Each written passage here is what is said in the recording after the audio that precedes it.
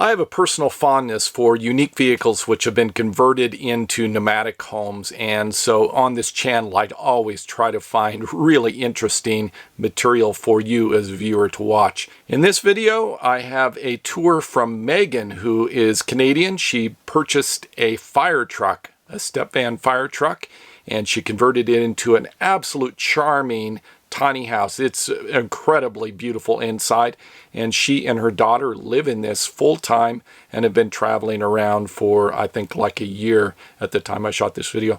Just by way of disclosure, I posted this previously on my personal vlog channel. I'll put a link down below in the description, as well as social media links for you if you want to follow Megan on Instagram. Hope you enjoy this video.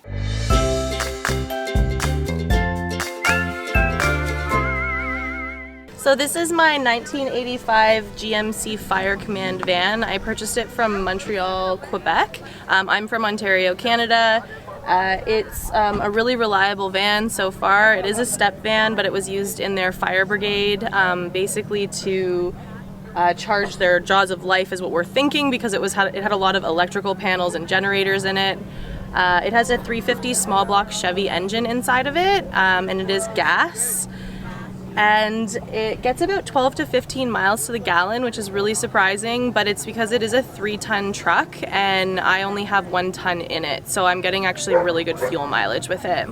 This wood paneling I actually put on the side because there were 3 huge steel doors on the side of the van, and they were breaking the fiberglass actually, and they were a really big leak issue. So I removed the doors and I put cedar siding on the side. It's a pretty big focal point for a lot of people. It's kind of got that like beaver panel look, and it definitely makes it look like a home on the outside as much as it does on the inside, which is what I love about it.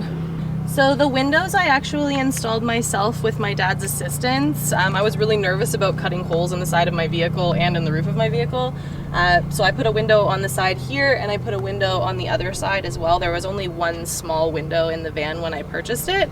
And then I have my solar system on the top of the van. I have a 300-watt solar panel charging a 150 amp hour battery and a 500-watt inverter. Our usage is pretty minimal, so I calculated everything out and we've had 0 issues with our solar system, and we've been on the road for about 4 months now. So this is my garage space. I'd say it's maybe like 1.5 feet. I don't remember how much space exactly I did deep, but it's been really, really helpful. I put in these shelves and just held these baskets in with chains. And it's got all of our camping gear in it. It's got my tools in it. We also have a small cat door right here because we have 2 cats that are full-time on the road with us, and their kitty litter box is out of our living space, which was really important to me when I did the build. We have an extension ladder so that I can get up and put my chimney on my wood stove when we park, and then take it off when we're ready to drive. Hammocks, a Christmas tree, just things that I wouldn't want in my living space otherwise, and yeah, so it's been really, really great. So you can come on inside my tiny house. Currently, I'm letting my daughter I'm a solo female traveler with a 10-year-old little girl on the road. So right now, I am in the process of wanting to redo the whole front end. So I've let this become just an open canvas for Molly, and she's been painting the doors and the ceiling and stuff like that. And it's something really fun for her to do while we're on the road and kind of keep her artistic stuff going. My build isn't completely finished. We were kind of running away from Canadian winter, but I have, like I was saying, intentions of completely redoing the front end. So I'm planning on taking this dash out because it was an emergency vehicle. There are a lot of things in here that aren't usable, and I'm going to be putting a live edge dash in that kind of matches my kitchen countertops. And I'm doing it in an L shape so that I have like an area that I sit in. I can have like a coffee cup and stuff like that, because right now I'm kind of lacking in that when I drive. The dash is pretty cool right now because it's definitely got all those, it was from Montreal, so it has all these French labels on it and stuff like that, which is really funny. But I would like one that's a lot more functional, so I'll be doing that next summer when we go home. This is my solar system. We had a friend of ours, actually Ray, has a company called Ray Outfitted, and he helped me do the solar install because the electrics of it really intimidated me. I did like 80 to 90% of the build by myself, but there were things that I just was too intimidated by. I'm not an electrician, so yeah, he gave me a hand with all this, and as you can see, his work is very neat and tidy, and he helped me I helped him with the install, so I was able to like wrap my head around how it functions and be able to fix and repair things on my own. So I have my charge controller, I have my 150 amp hour AGM battery, and my inverter, and I do actually plan on boxing this in, leaving it accessible, but I'm going to be putting a bench style seating up in the front next summer when we go home as well. This cabinet here actually is currently our bathroom cupboard cabinet, because this will eventually be our bathroom. Another thing that's going to be happening next summer. I did put like finishing things like the pallet boards and stuff on the side, and all the cupboards that you're gonna see in the van are actually from Habitat for Humanity. I got the whole kitchen for $150, and they were all this dark brown wood color, and they were really stained because they're quite old. So I just refinished them. I repainted them white on the outsides and the insides to freshen them up, and then I did the fronts white too, just because I'm all about like bright and airy spaces, and the white really cleaned everything up. This is my fridge. As a single mom on the road, or just a parent in general, it was really important to me that I had a super functional kitchen. So I've been really happy with this fridge. It's a unique off-grid fridge. It was really affordable, and it has a small freezer in it, so having things like ice in the desert is really, really cool. And it's very spacious, and it runs off of my solar system. It only draws 5 amp hours in a 24-hour cycle, so one of the greatest things about it is it's like barely kissing my solar system, so that's been awesome. And here I have my Grizzly Cubic Mini. They're a company out of Canada. Actually, both the fridge and the stove are out of Canada. I tried to buy within my own country as much as possible. I think that's kind of a cool and important thing. I really enjoy my wood stove. There is ups and downs with every product. For me, I'm kind of wishing that I had have put maybe a longer flue in and had it closer to the ground, because I am having a hard time heating the down lower area of my vehicle, which, I mean, I can probably relocate it and that might function a little bit better. I usually run fans all over to make the hot air go down, and I do have a stove fan as well. It's a really kind of romantic heat. It's like really cozy and warm and dry. I have a lot of wood in my van, so in general the van is like a pretty dry space, and the vehicle body is fiberglass, which is awesome, so it doesn't get really damp like steel and stuff does when it gets hot and cold. Yeah, so overall I really love the Cubic Mini as a company, but I think everyone has kind of like pros and cons to it, so definitely talk it out before you buy one. This is the other window that I installed. Again, I wasn't completely finished my build, so I do actually have to trim out the windows still. I'm going to be doing that next summer. And this is our bedroom area. So initially, if you look back in our Instagram, I had Molly's bed actually up here, and it was a really small space for her. It wasn't very comfortable. So for Christmas, I actually, as her Christmas present, I lifted my bed, which used to be down by the wheel wells here, and gave her her own like bedroom den, which has been the best thing that's happened to us on the road. We noticed that the first couple of months of traveling, we were kind of getting at each other's throats a little bit, and it was because she didn't really have a space of her own to go to. So if you do have children, I highly recommend you making a floor plan that gives them somewhere they feel like they can get away and have their own space, because it was a thing for a while. My bed's really great. It's slightly smaller than a twin, but it totally works for me because it's very long, so I can stretch out. One of the things that I've also loved about lifting my bed and giving Molly her own bedroom is I now have this amazing view when I park really scenic places out my window. So when I'm having my coffee in the morning, I get to, you know, check out the scenery, read my book.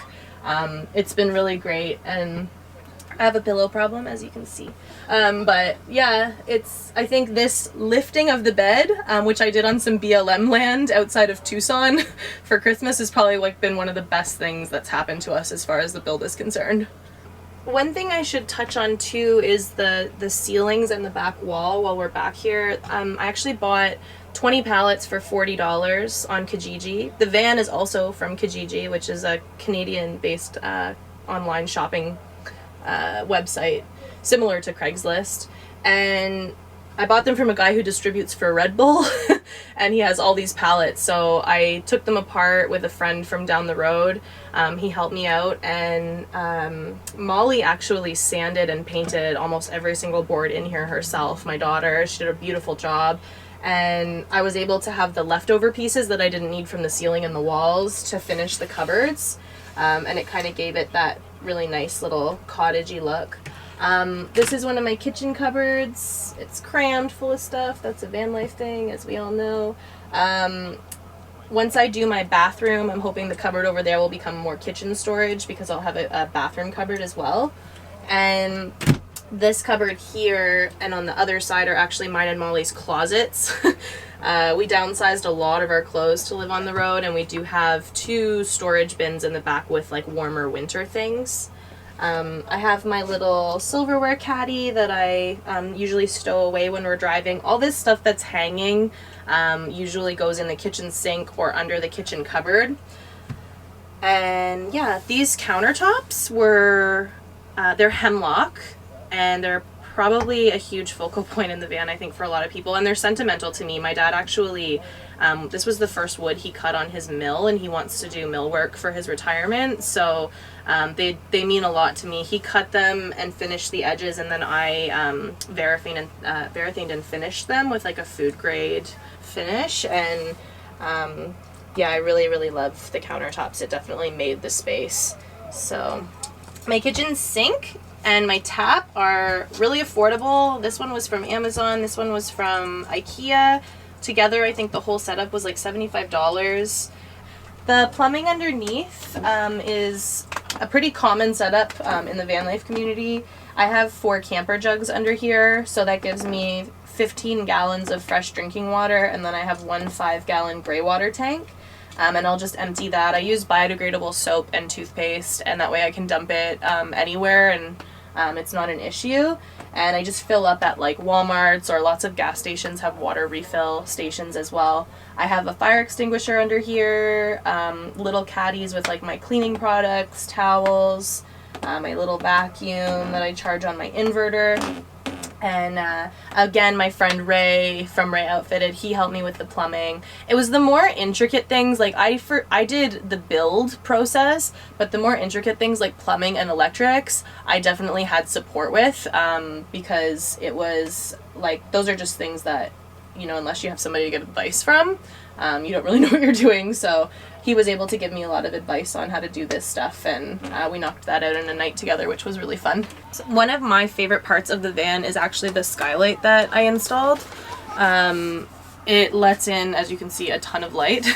It's really bright and airy when I take it down. Molly created this insulated foam board, and her and my grandma sewed a little cover for it, and we popped that up just to keep the heat in and the cold in as well, versus seasons.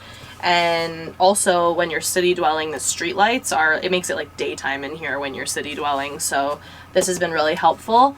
And it's nice when it rains. You can see the stars and stuff without having to go outside. The fiberglass body was already there, so I just had to cut it out basically and put the plexiglass on. So it wasn't a huge project. And I'm going to be trimming this out as well and finishing everything next summer when I'm home. Thank you, Megan, so much for the tour of your amazing step van. This is gorgeous. It's just mouth-watering to look at it. Just Thank you. I'm drooling looking at this step van. Just absolutely gorgeous. We love it. And thank you so much for watching. Megan has a Instagram channel. That's primarily where you can follow her, and I'm going to put that down below in the description. Thank you for watching. Savor the moment, and I'll see you next video.